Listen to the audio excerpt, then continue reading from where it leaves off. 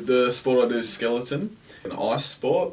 We sprint next to our sled and we dive head first onto it, and then we navigate the track in that position. Coming from Australia and taking that jump into a winter sport that not many Australians have even heard of before.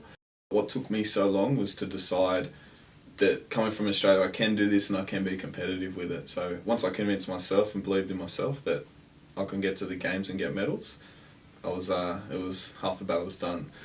Did a lot of training for the 2012 season, and just before competition in New York I bent my knee and ruptured my LCL, my ACL, my bicep femoris hamstring, and did some damage to some nerves. So had to have a lot of surgeries and a lot of recovery time to get that back to till I could compete.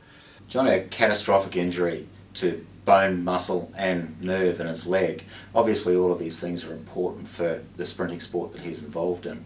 John's gone through an extensive post-operative process involving rehabilitation, retraining, strength and conditioning, and then putting all of that back into performance. And it's taken an enormous amount of work on his part to get him back to a point where he was prior to the injury.